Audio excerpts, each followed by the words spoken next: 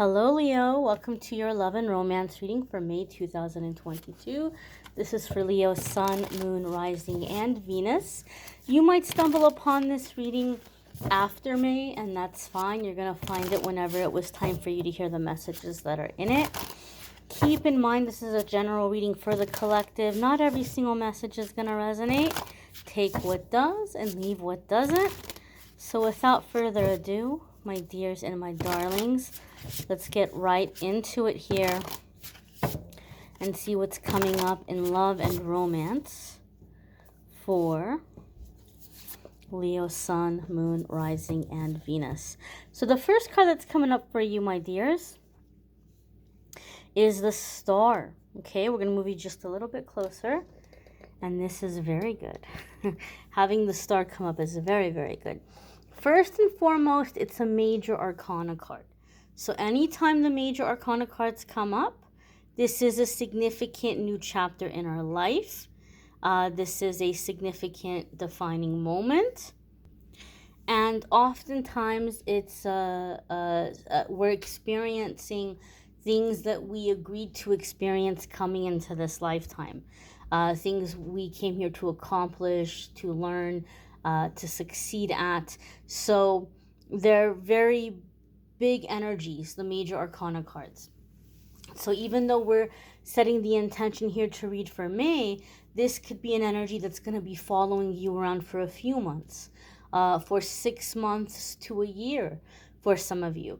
And the Star card follows the Tower. So in this way, it tells us the worst of it is over. The worst of it is over. The worst of it is behind you. And now you're in a time that you can expect for things to get better now. Some of you Leos may have been through something, I don't know if I want to say traumatic, but something that really knocked the wind out of you, or something that you really didn't see coming. Maybe it was just the last thing you expected in your love life. Some of you may be recovering from a significant betrayal that you never thought somebody would do. But I'm just going to say this for you, Leo. Spirit is telling me that some of you are about to have a really, really massive blessing in your life that is not related to love. And there may have been somebody in your love life that did not deserve to have a piece of that great blessing that's coming in for you. And so some of you are recovering from a Tower moment in which someone was removed from your life because Spirit is saying, no, this person does not deserve to enjoy the blessings that Leo has worked so hard for. But the Star card tells us now that you're coming into a time that you can actually make long-term plans that are going to succeed, that are going to stick, okay? This is secure, abundant retirement. This is money coming in through more than one avenue, from more than one way. So investments and things like that may be paying off for a lot of you. And the Star card is a card about being seen, being celebrated.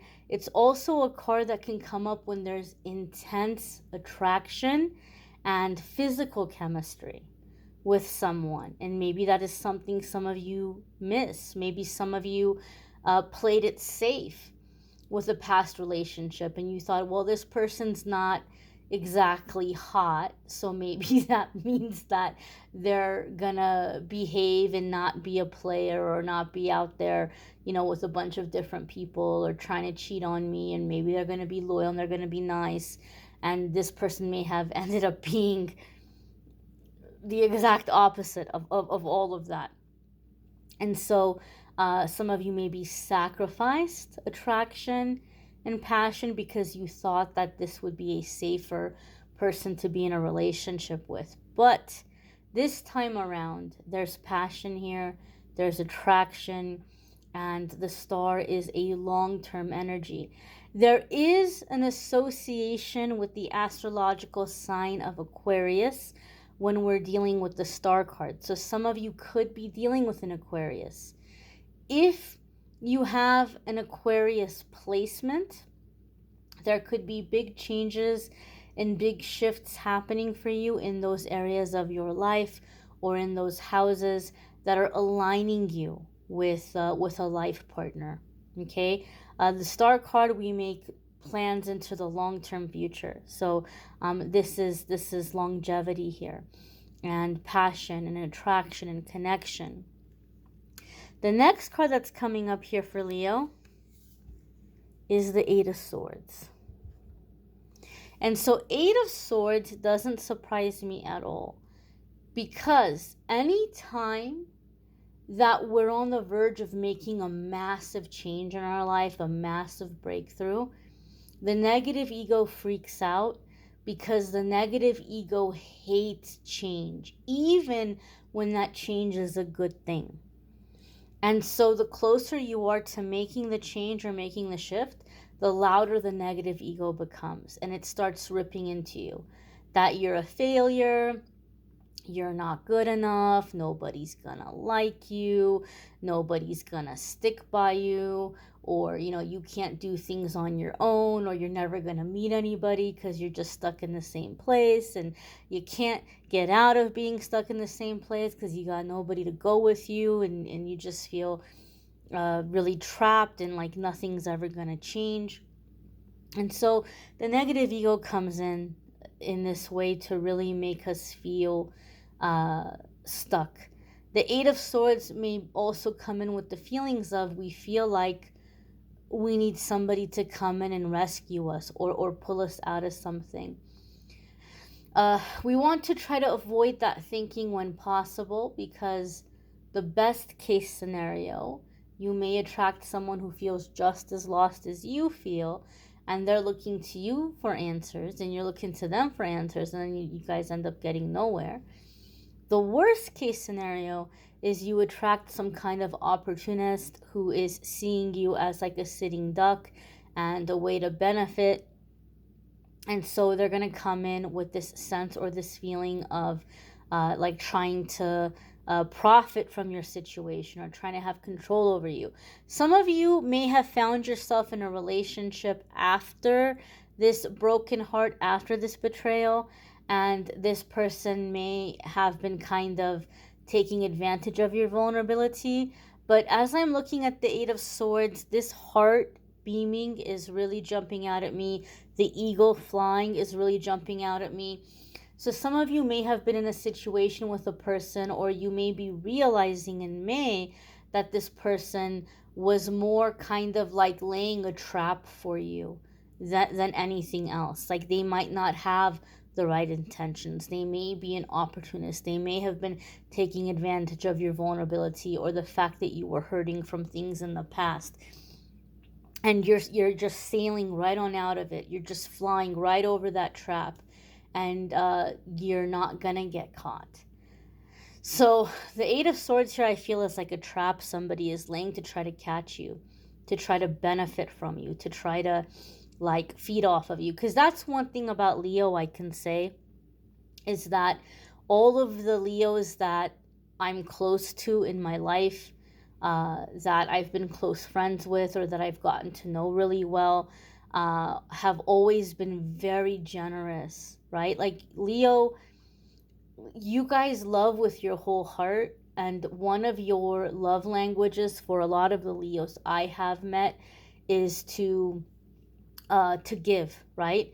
Like you want to give presents and nice things, and you want to pick up the bill for things. And unfortunately, when someone has a great big generous heart like yours, it attracts people who want to take advantage, who want to milk the situation. And so some of you are waking up and you're saying, not gonna happen, not gonna happen. So some of you, I'm just gonna say honestly, Leo, you may be coming out of some kind of a rebound situation, and you're kind of like getting unstuck. You're getting unstuck from it, and you're moving on, and you're not getting caught. So good for you. Good for you, good for you, good for you. You're flying out of that trap and heading towards the star. The next card that's coming up here for Leo, ooh, is the World. How lovely to be a Leo, huh? So, another major arcana card. Now, I gotta point this out and I gotta bring this to your attention. Just kind of like as a heads up. Remember how I said anytime we're at a big change, the negative ego comes in and wants to make us feel like bad about ourselves or discourage us so that we don't make the change, we don't move forward and take the steps. Well, for me in my readings, when I have this pattern where I have major arcana, non major arcana, major arcana, this tells me that it's going to be a bit of a roller coaster. You're going to have really high highs, and then that negative ego is going to come in really hard and really discourage you, and you're going to have these lows. But if you can be aware of it and mindful of it and remind yourself that this is a negative ego and pull yourself out of it, you'll be good. You'll be fine. Those lows don't have to last very long. But it may be an emotionally intense situation. Okay? The world card is very positive because the world card comes up to tell us we are done with the karmic cycles, right? We passed the tests. For a lot of you, there's somebody laying a trap for you and you're not falling for it. And the universe is applauding you and saying, "Good job, Leo. You've learned. You've woken up. Good for you. You know, you passed the test. You're not going to have to repeat this ever again. You're not going to deal with these kinds of trifling people ever again because you're evolving past that." Okay? The world card is also a card of being seen and being celebrated. And I feel like, Leo, in this relationship that you're going to be in, this is someone who's giving you credit where credit is due. This is someone who's praising you. This is someone who's speaking kindly of you. I also feel like some of you, and this is coming in intuitively, I also feel like some of you are like fiercely loyal. Like you don't let anybody talk bad about the people in your life that you care about.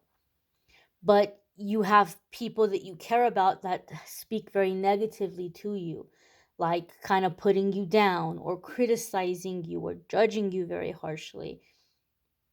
And so I feel that this partner or this relationship is the opposite of that. This partner, this relationship, they're praising you. They're praising you to your face. They're praising you when you're not around to other people. Okay? And if there are negative aspects of the situation, they're talking to you about that privately. They're not going around and telling their friends and family, "Well, I don't know about Leo, and Leo did this, and Leo did that." And like, they're not going and they're not like talking about it with their friends and their family.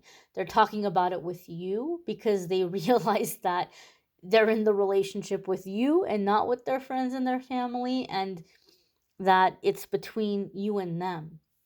So I feel that this is something that some of you are manifesting as a part of your healing is praise, because maybe you didn't get praise growing up, you know? Maybe you didn't get praise growing up, especially if you were a middle child. I know all about being a middle child. And so maybe some of you just kind of like the only attention you got was when you were in trouble, right?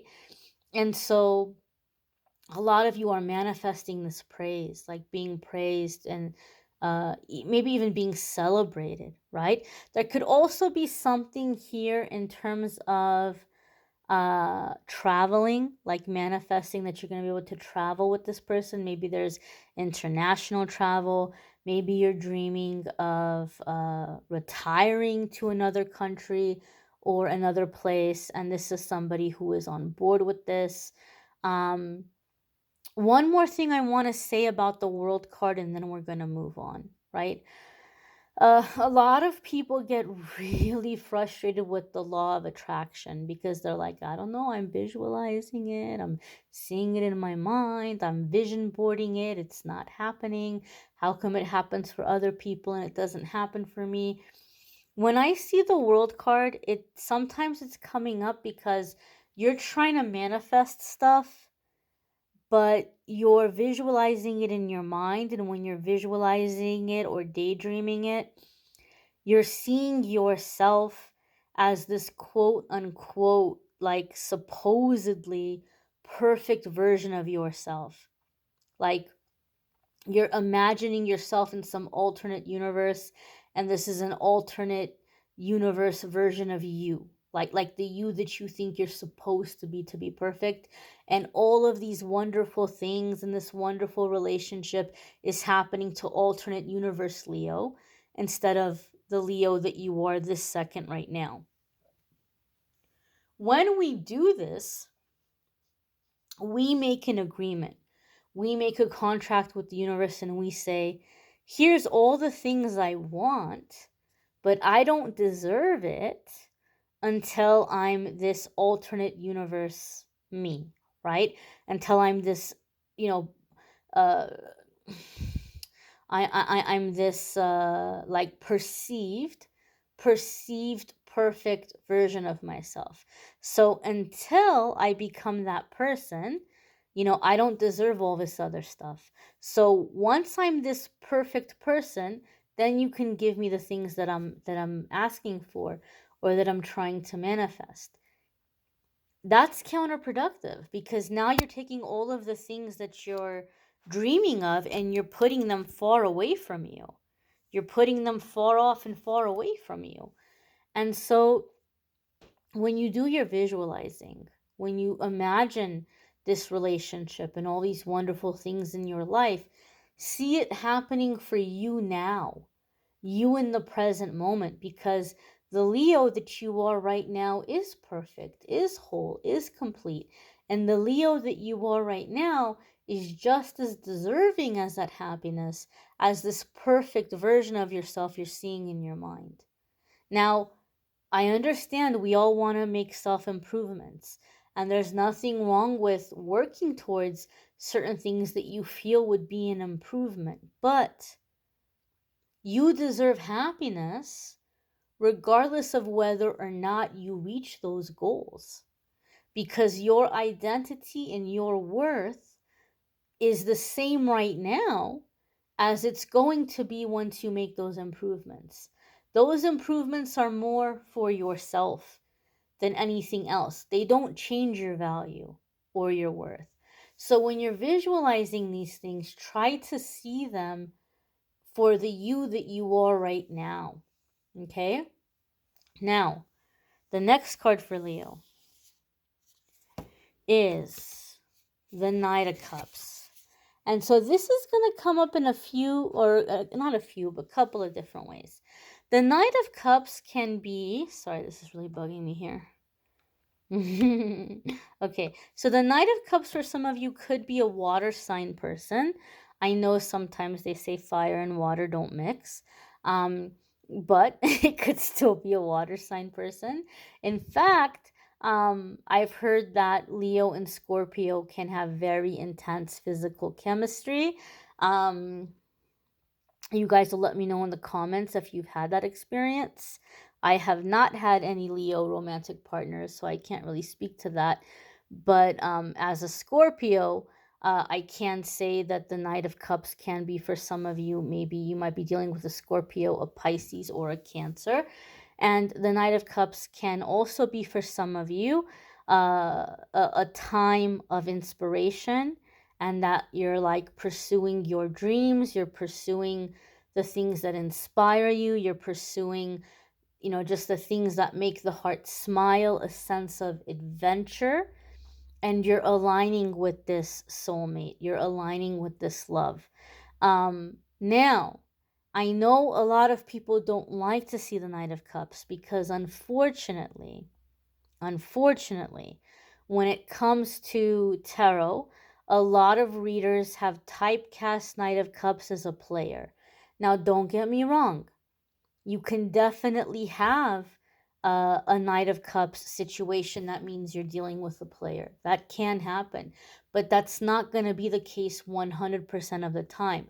It depends on the other cards that come up in the situation, and it depends on the energy around the situation. We have the Star here. We have the World here. We know that you're done with these karmic cycles. So it would be very unlikely that you're going to be falling into a cycle with a player. That would be very unlikely seeing these other cards here. But some of you may be coming into a time that you're going to be very heavily pursued. You're going to have a lot of these Knights of Cup people kind of coming after you. Because the thing about the Knight of Cups, the Knight of Cups isn't going to go after low-hanging fruit. The Knight of Cups kind of likes the challenge, wants to feel like they're earning your attention, they're earning your love. There's something very validating about that for you, right? And some of you need to learn to be pursued because some of you are so very generous and so very giving. You need to learn to be on the receiving end. So sometimes in my readings, Knight of Cups comes up to say that you're going to find yourself in situations where you're going to have very generous people, very romantic people putting you up on a pedestal, because you need to learn that you deserve that. And you're not obligated to give anything that you don't want to give, right? Like if somebody's being generous with you, you're not obligated to do anything that you don't want to do. You're not obligated to spend hours on the phone with them. You're not obligated if they take you to a really nice date or give you a very nice present.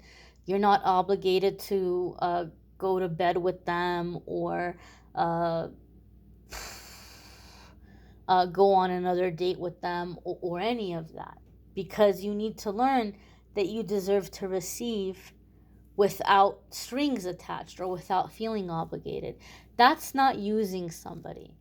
Okay, using somebody would be if you're giving somebody a false impression. If you're like, well, I don't know, if I went to that really fancy restaurant there and if I had this, $500 bottle of champagne, and if I had that diamond necklace I saw the other day in the store window, that would really put me in the mood. I'd be like really ready to go if I had those, designer shoes or whatever. And this person comes in and they deliver that, and then you're like, okay, thanks, bye. That would be wrong. That like you're giving a very false impression. Okay, like that would be using somebody. But if somebody is giving something to you unsolicited, you didn't ask for it, you didn't like tell this person, oh, maybe I'll like you if you give me this or if you give me that.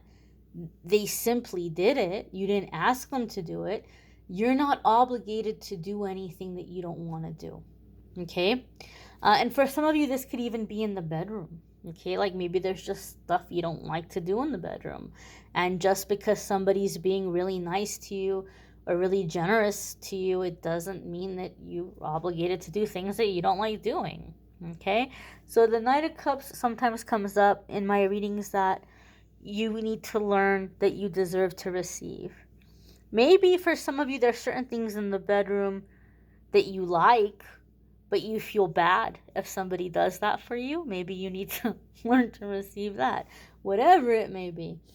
And this is making me think of the Ace of Cups. So, gosh. For the majority of you, I think it's somebody coming in with a lot of love. Somebody who has a lot of love to give. And maybe for some of you, you're not taking this person very seriously in the beginning, but once you see that cup and what's in that cup, you're like, whoa, okay, I underestimated you, Knight of Cups. That could be the case for some of you. You may want to check out your moon sign, your rising sign, your Venus sign, if this is none of those. Sometimes those other placements might resonate more for you. You may need a private reading, which I'm more than happy to do for you. If you go to the link in the description of this video, it will take you to calendly.com/amethystangelite, and you can schedule a private reading with me there. Don't forget to check out the weekly forecasts where I talk about everything other than love. And then by popular demand, I've been pulling a card a day as well. I'm always on YouTube, constantly posting. So check out the daily messages as well. I thank you all for watching, liking, sharing, commenting, subscribing. I hope you all have a wonderful, wonderful May. Hopefully, I'll see you all in the comments of the weeklies and the dailies as well. Take care and be well, Leo. Bye, my dears.